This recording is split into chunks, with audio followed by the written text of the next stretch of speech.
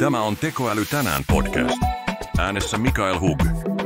Podcastin tarjoaa Suomen suurin tekoälyopiskelun alusta mentorsprint.com.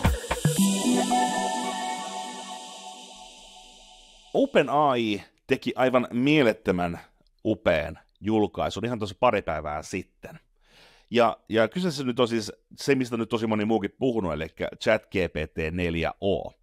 Ja miksi tämä on tosi kiinnostavaa on siis se, että tuossa muutama kuukausi sitten Google teki sen oman julkistuksensa siihen niiden Geminiin, ja sitä, että tavallaan heillä on ensimmäinen tekoäly, joka pystyy sekä ymmärtämään tekstiä, puhetta, video ja kuvaa. Ja se niiden tavallaan demoriili, minkä ne pyöritti siellä heidän niin kuin julkaisutilaisuudessansa, niin se oli tosi makeen näköinen, että okei, wow. Ja ihmiset luuli, että se oli tavallaan livenä tehty, ja että se oikeasti on niin nopea, että se pystyy tavallaan suoraan reagoimaan kaikkeen siihen niin kuin sille annettuun informaation, ihan mistä tahansa muodossa se onkaan. Ja sitten myöhemmin kävikin niin, että itse asiassa sehän ei ollutkaan, vaan se oli leikkailtu, ja se Google Gemini ei ollut lähellekään niin hyvä kuin minkä ne siinä antoi ymmärtää. Ja tästä ihmiset oli totta kai sitten ihan syystäkin pettyneitä ja semiraivoissaan tekoälymaailmasta, mitä ihmettä, että tehdään tällaisia juttuja, ja etenkin Google, joka on niin kuin lähtökohtaisesti tosi, niin kuin teki tosi laadukkaasti nämä ja heidän kaikki palvelunsa ja sitten myös nämä julkaisutilaisuudet on yleensä silleen, että miten ne sanoo, ne pitää paikkansa. Ja tämä oli aika moista. No nyt sitten, tuossa pari päivää sitten, OpenAI järjesti vähän vastaavanlaisen tilaisuuden, missä ne haluaisi julkistaa heidän uuden työkalunsa ChatGPT 4o. Ja miksi tämä on tosi kiinnostavaa on se, että toisin kuin Google, niin ChatGPT itse asiassa tämä työkalu näytettiin ihan livenä suoraan ilman mitään leikkauksia yleisön edessä. Ja mikä tässä on vielä hullumpaa on se, että eli tämä uusi GPT-4o, niin se pystyy myös, totta kai tietenkin ymmärtämään tekstiä, mutta ymmärtämään myös puhetta, videoa ja kuvaa. Mutta kaiken se pystyy tekemään reaaliajassa koko ajan, eli sun ei tarvitse ladata sille jotain kuvaa, että kato tää, vaan sä vaan näpsäset siinä suoraan kuvan, ja sitten se pystyy sen tulkitsemaan. Että se on siis niin kuin oikeasti ensimmäistä kertaa sulla on ihan aito oikea assistantti sun mukana, joka auttaa sua mitenkä haluatkaan. Sä voit näyttää sen videofiidiä, ja sitten se katsoo siitä, ja samaan aikaan opastaa sua siinä. Ja toinen, mikä kiinnostava asia on tässä se, että ne teki siitä myös älyttömän nopeasti reagoivan. Eli se, että aikaisemmin, jos olet käyttänyt GPTn omaa appia, niin kuin puhelinäppiä, niin etenkin siinä huomaa vahvasti sen, että jos sä käytät siinä sitä puheominaisuutta, niin se on silleen, että aina kun sä puhut sille, sitten sen jälkeen, kun sä oot tehnyt sen sun tavallaan puhepromptin, niin sen jälkeen se odottaa joitain sekuntia, 3-5-6 sekuntia, ja sitten se pyöräyttää sulle sitten vastauksen, niin sitten se alkaa vastaamaan sen keskeyttäminen aika työlästä ja näin. Se ei ole tavallaan oikeasti sellaista keskustelua, mitä niin kuin odotettaisiin tämmöistä tekemään. Mutta tässä tapauksessa, nyt tämä GPT-4o, niin tässä se vastaa suoraan. Ja se on aivan hämmästyttävää, että miten on voinut tehdä. Joku on spekuloinut, ja se on myös munkin veikkaus, niin on siis se, että siinä tavallaan, kun sä sitten sanotaan tämmöisen ja tämän tyyppisen ääniä, niin se on oikeastaan tavallaan se aika, mitä se tarvii sen ajatteluun, ennen kuin se antaa sulle sen vastauksen, mutta periaatteessa niinhän me ihmiskin toimitaan, että kun joku ihminen kysyy meiltä jotain tai kommentoi, niin me monesti myötäillään ensin, sitten aletaan vastaamaan, koska mekin tarvitaan aikaa ajatella pikkasen siinä. Mä näytän demon tästä, sen demon, minkä ne pyöräytti, niin muutama pikku klippiä siitä, koska tämä on mun mielestä niin kiinnostava juttu, niin näette myös itsekin.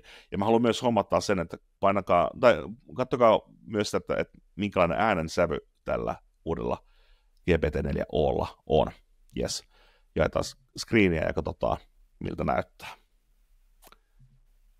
Tuosta.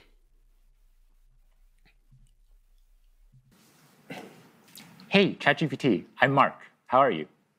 Oh, Mark. I'm doing great. Thanks for asking. How about you? Hey, so I'm on stage right now. I'm doing a live demo, and frankly, I'm feeling a little bit nervous. Can you help me calm my nerves a little bit? Oh, you're doing a live demo right now? That's awesome. Just take a deep breath. And remember, you're the expert here. I like that suggestion. Let me try a couple deep breaths. Can you give me feedback on my breaths? Okay, here I go. Whoa, slow a bit there. Mark, you're not a vacuum cleaner. Breathe in for a count of 4. Okay, let me try again. So I'm going to breathe in deeply and then breathe out. For 4, and then exhale slowly. Okay, I'll try again. Breathing in and breathe out. That's it. How do you feel? I feel a lot better. Thank you so much. So Mark, you've been working on these capabilities for Eli tästä tämä oli mun mielestä todella kiinnostava, koska ja mä kerron tuosta pikkasen lisää, eli mitä huomioita. Pikkasen pätki toi GPT-4 ääni, ja se johtuu siis ilmeisesti siitä, että niillä oli aika kova ruuhka sitten niiden netissä, missä se oli kiinni, ja koska toi oli vielä siinä kohtaa beta. Mutta siis ihan mielettömän aidon kuulonen, ja tavallaan se, kun se pystyy tavallaan muuttamaan sen omaa tonaliteettia, ja tavallaan silloin, jos halutaan niin kuin innostuneisuutta sun muuta, niin se pystyy mukautumaan tosi hyvin siihen keskusteluun, ja seuraamaan myös sen ihmisen omaa keskustelua, ja mukautumaan sen siihen mielen tilaan.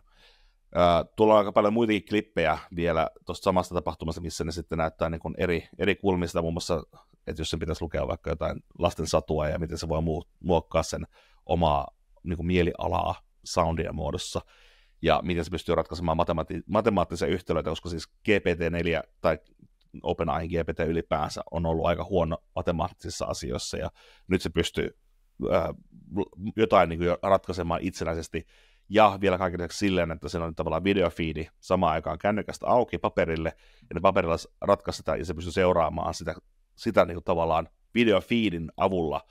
Periaatteessa se sai tavallaan niin kuin silmät, jolla se voi katsoa sitä paperia ihan samalla tavalla, kun mekin katsottaisiin jonkun toisen paperia, ja sitten se opasti ja opetti, että miten se matemaattinen yhtälö lasketaan ja ratkaistaan.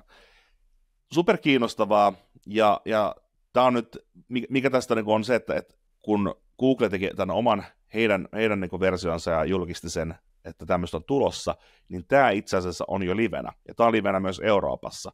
Mä eilen itse testasin sitä myös omassa kännykässä, ja näyttää toimimaan oikein kivasti. Että se oli aika ruuhkainen vielä, ja mä luulen, että niillä on jonkun verran probleemia siinä, että nyt tosi moni tällä hetkellä maailmassa haluaa koko ajan käyttää ja testata sitä työkalua, niin jonkun verran oli ongelmia yhdistyä sitten serveriin, mutta mä luulen, että tämä asia korjautuu ihan niin kuin muutamissa päivissä, koska ne skaalaa sitä mukaan, kun ihmiset käyttää.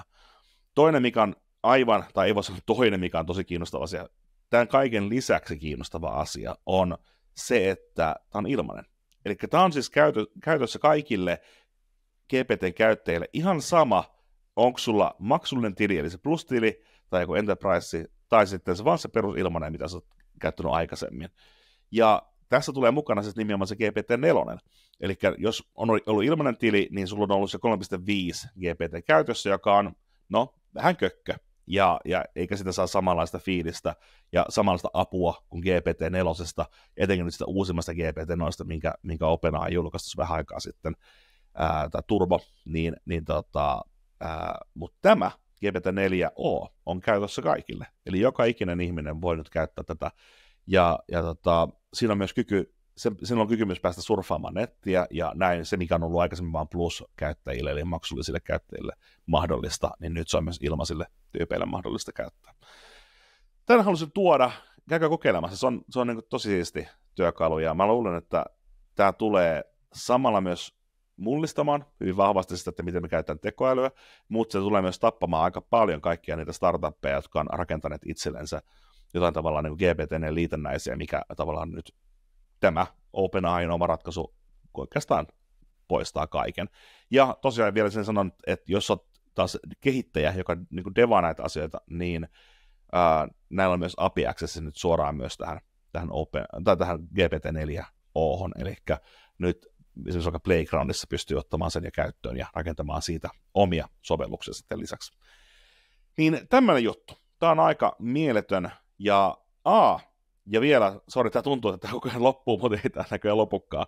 Ne myös lisäsi lisää kieliä, ja ne myös paranteli niiden kieliominaisuuksia, eli suomen kieli ja moni muu tämmöinen vähän randomimpi kieli, niin nyt myös suoriutuu paremmin siinä kuin aikaisemmissa versioissa. Eli tämmöinen nosto vielä tästä. nyt mä lupaan, että mä lopetan tämän tähän. Ei muuta kuin käypä tsekkaamassa ja ihastu uuteen GPT-4. Ei muuta kuin mukavaa päivänjatkoa ja tsemppiä ja seuraava jakso. Moi moi!